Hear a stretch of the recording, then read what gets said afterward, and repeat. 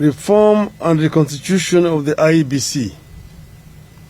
This meeting agreed that electoral reforms are urgent and necessary for future elections.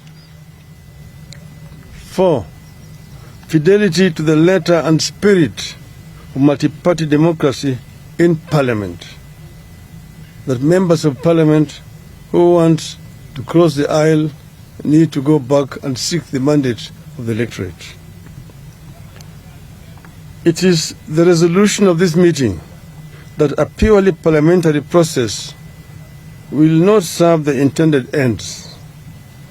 Our suggestion is to have a conversation at the national level through a process akin to the 2008 National Accord.